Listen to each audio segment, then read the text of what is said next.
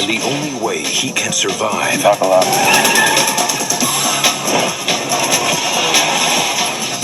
is to find out who he is. I guess you're not home. Monsieur Bond! I don't recognize any of this. Before they find out Get the address? I think I got it. Enhance. where he is. Get everybody up. I want them all activated. Do it now! What is it? Something wrong?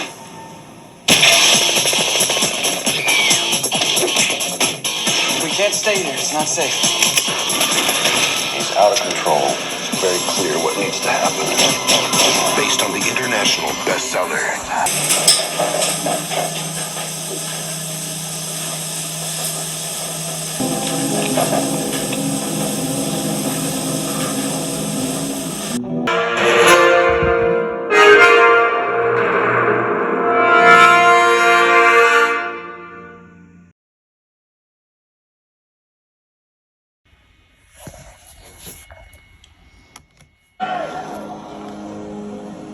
Is this not why you were here? What makes a good story is a good yarn. Frequently you can get mired and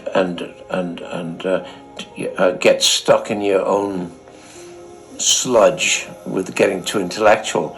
I think if you can tell the story, what this film is about, in more or less 30 seconds or a minute, less than a minute, then you've probably got something, because everything else after that is enlargement. This film is about boom.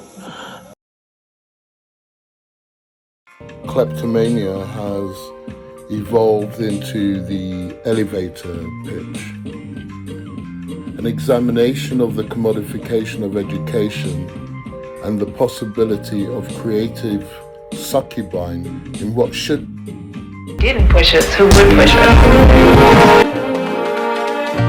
manipulated archive, stock and still imagery alongside observed footage of the open film class and dramatized segments.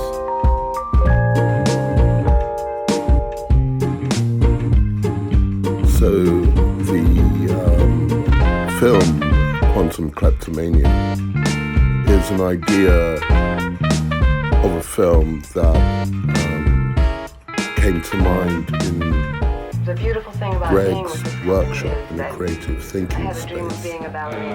However, my actual documentary is about the workshop. Things of what the treatment would be in terms of how it's mixed observational and talking head footage. Yeah, so she talked about so that's. This brings me to Quantum Kleptomania, which again, what you did in terms of the treatment that you handed me, because that looked like an accomplished sort of ad treatment. Do you know what I mean? It was visually led, because it's going to be a visually led piece. I know you worked on sort of many, for some levels in Black. Can I say you outside? Your stuff for me works on sort of many. The fact that you're filming right now has thrown me a little bit, but that's fine. The fact that you're filming right now has thrown me a little bit, but that's fine. We'll keep going. It's not my first rodeo, David. Because it works on so many different levels intellectually, trying to get an elevated pitch. What I don't want to do is force you into making an elevated pitch, and thus. So here's the treatment.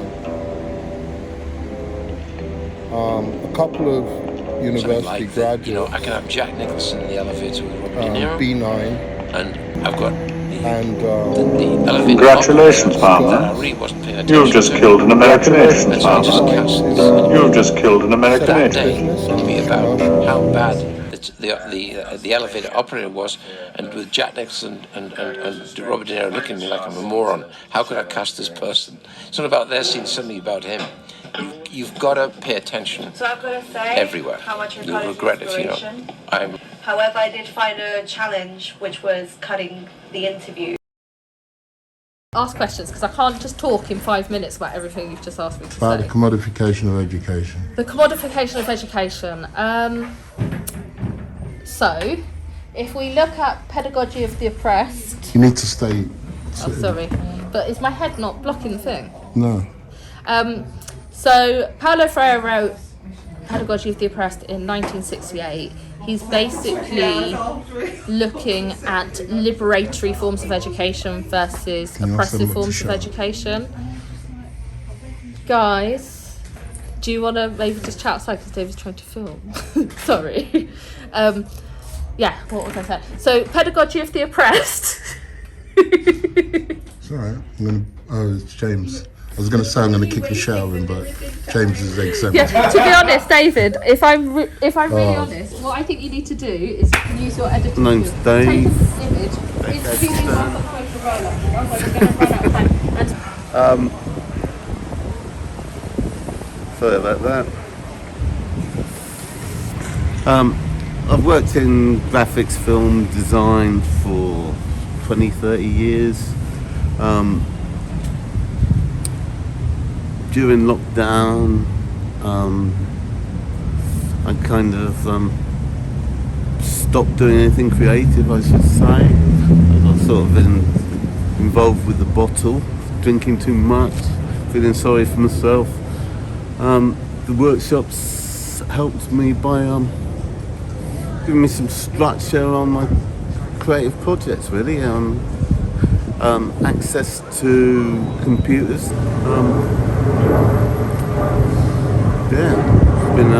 I'm enjoying it.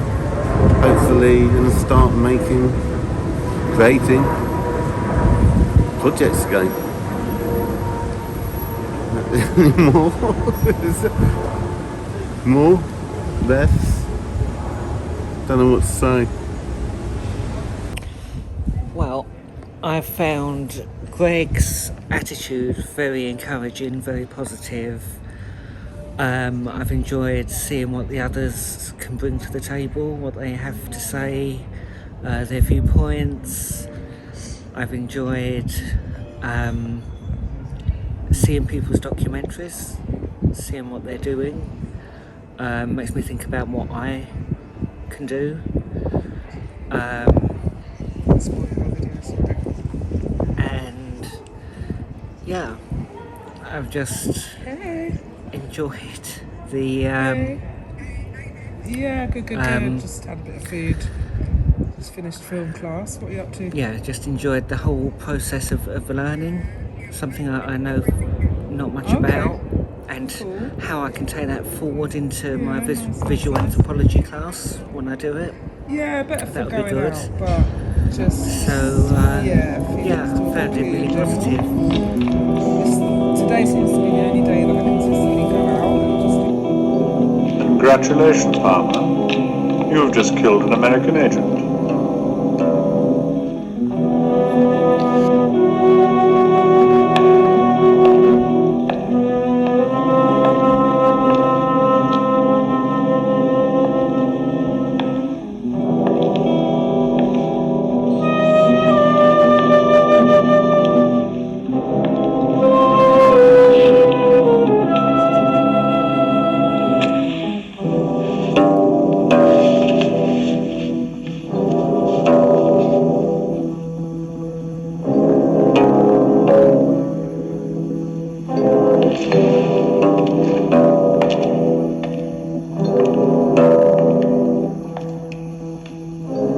Congratulations, Palmer.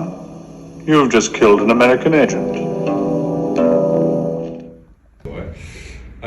So in terms of, just to summarise how you would go about that, but so the beginnings of what the treatment would be in terms of how, it's mixed observational and talking head footage.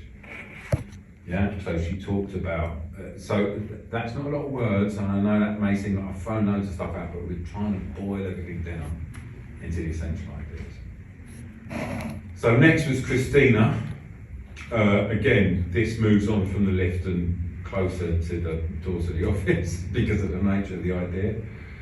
Examining portals as both a physical representation of social division using the Deptford underpass to represent a pathway between the gentrified and sterile and the ungentrified and authentic, unique, and as an existential concept fed by sci-fi and the media. Yeah? Did we feel that was... Yeah. I mean, this is just my observation of the ideas. You guys are going to take these, I'll send these on and you correct them. Just create your own. You know, if you haven't written one before or already, just use it as a reference, nothing more. You know, it should be completely disregarded, but it's a reference point. So in terms of that, beginnings of the how, mixed media using still and observational. Just, you might want to ask people, David. I already did. You already asked the students? Yes. Well, these three strangers. Yes. They're not strangers. Did they ask you? Oh, okay, I'm confused. Thank you.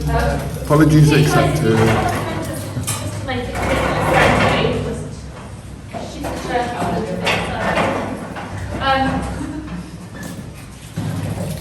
so Mickey and David, you guys know Greg's not here this week. It's about this ex-military man who's cooking a soft-boiled egg for his wife, which takes 4 minutes, and that's how long the film lasts. And in that 4 minutes, we see the downfall of his relationship, and his wife walk out. So it's a 4-minute film. Because the mixed media element of what she wanted to do, I think, was important. Where she used stills and she used other things, and it became an extension of the visual essay that she was already doing for a course. Yeah? How come we got that? Abner, I knew Lloyd Jones, using recollection from those who knew him to discover who her father, Lloyd Jones, really was, and so examining what impact he has had on her life and outlook, simultaneously making a social study of Dalston in the late 20th century and the interaction, impact and legacy of both the Irish and Caribbean communities there. Sounds good. Wish I could have written that all down, but yeah, I've got it. We're only reading these out, so I'll send these out to everyone. There's no point sending it out if I've got it completely wrong, so I'm just making sure I haven't. And then just use it as reference. You know, these are just, all I've written down is notes from what you said. I haven't invented anything here. This is your stuff, not mine. So in terms of us to love documentary and make a documentary. So, which is what Dave's doing right now. He's cheating. He ain't going out. He ain't going out, you know, he just films this and he's winging. And yeah, but then I think next year, well, when we've done this task, then we'll be doing something with a narrative, like maybe fiction, scripted, acted. So it's a completely different thing altogether. Even though you might have people in your documentary, they're not acting, they've got to learn lines, they're just telling their story, telling their truth. Whereas next term, we will, I believe, we're going to have to do something different, which is exciting. I've got it the wrong way round. I'm doing a scripted piece with actors. What's your piece about? It's about this ex-military man who's cooking a soft-boiled egg for his wife, which takes 4 minutes, and that's how long the film lasts. And in that 4 minutes, we see the downfall of his relationship, and his wife walk out. So it's a 4-minute film. Some of the people didn't hear the teacher when he said, I want the film to be between 3 and 6 minutes. And they've come back with hours and hours of footage. And then they've got to kind of edit it down to 6 minutes, which will be fun. And what's yours so far, Dave? So my one, I managed the first couple of rough cuts were 30 minutes. And then I managed to get it down to 8 minutes, and now it's come back up to, the latest cut is up to 16 minutes. But so this workshop, which is normally hosted by Greg from Ridley Scott Associates, his background was in making commercials, you know, like TV commercials for Adidas, etc., and pop videos. And the person he worked with, Ridley Scott, before becoming a famous film director for movies such as Blade Runner and Alien, he just made thousands of commercials. So Greg learnt his craft through the making of commercials. So there is actually a procedure whereby you initially write a treatment, which is a short synopsis of what your documentary is going to be about, and then you'll develop what they call an elevator pitch. So if you imagine if you got into the elevator with a big financier and you literally had a short space of time while you're in the elevator to explain what your story is about and hook that finance, that's called the elevator pitch. So it really makes you focus and narrow it down. And the elevator pitch literally should be a minute or so long. So my various people in this workshop have decided to do various documentaries. You've just heard one example of the 4-minute egg. One girl, Claire, has decided to do how tourism destroys the very artifacts they go to visit in ancient Egypt. And another young lady, Abna, is doing some research on her father and society in the 60s, West Indian and Irish society in London, 1960s. So my one, I originally wanted to do a docu-fictional idea, whereby Greg, who comes to hold a workshop, has come from a very sinister corporation who make all the big advertising around the world, and they've just got a contract with Alphabet. They're the owners of Facebook, etc., to develop software for the metaverse. Now, they had the software, so the universe of things, so when you're walking along the street, a device will pick up you, know it's you, and advertise directly to you. So in order to do that, they needed lots of creative minds, and it would just cost so much money. So what they did, in the guise of film teachers, they would come into universities, and using quantum entanglement, they would download all the information, creative information from the students, they'd steal it. So it was called quantum kleptomania. Anyway, however, that proved very difficult to create in 6 minutes, as you can imagine. So I decided to make the film. I left that in my film, my idea of a film that you'll never see in the documentary. But the documentary is about the workshop itself. And now it's 16 minutes, I've got to get it down a bit. But so I've always done that with films. And you're still filming. And I'm still filming.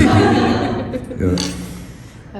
So you guys will probably be in it. And so Greg, in his email, had said that he wanted everyone to talk a little bit about their treatments and their synopsis today.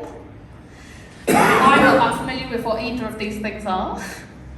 Well, the synopsis is like the longer version of that first pitch, where you've got someone stuck in the lift for 1 minute before they get to their floor and get out. They've got that time. Now he's gone, great idea, now give me a synopsis. So you've got a little bit more time to go into more detail and sell it a bit more. And the treatment is pretty much how you're going to make this film. You're going to get everything into place, maybe cost it, where you're going to film it, what you're going to film it with, how many people on the film crew, because it'll all, you know, The reality is it's all about money. How much is it's going to cost this man you kind of ambushed in the lift? And so that's what he wants to know, so that'll be the treatment. So you've caught him with the first pitch in the lift, you've sent him the synopsis, full-blown version of the film, and now he wants to know how much it's going to cost really. What equipment do you need? How big is the film crew you need? Are there actors who want paying? They're too big, I'm getting some cheap actors. I've got 2 people in the class to be my actors. So you can make a good film on a mobile phone, but there's something they call a production value, which really every piece of equipment that you use, like if I make this film using this Apple iPhone, if I use a really expensive movie camera, then I get better quality of images as I go through each step, better sound quality, so you end up with a better production value, which is determined by the maximum amount of people wanting to see your film. If you have really bad sound quality or the camera's jumping all over the place, the audience will soon lose interest. So speaking to Greg, he had said the plan was to watch a piece that Claire was in that she had edited down, but I don't know if we should do that because Claire's not here. What we got it to watch? Greg was going to show my latest version last week. I can show it. Please do. Yeah. But there seems to be some problem here. I've got it on my USB, Yeah. right? And I've sent a copy to you, and I've sent a copy to Greg. And I've got it on my YouTube channel, but for some reason, unless you've got some magic way of accessing it. Can't you get on your channel? Watch the problem coming over the horizon, and if it's a problem, knock its head off before it gets near you. The first requirement of anybody to do this job is inordinate stamina, right? Or say, well, actually, I was right, but I went wrong right there. I think the key is to be your biggest critic. Televised beautifully, so I started the process of close communion with cameramen.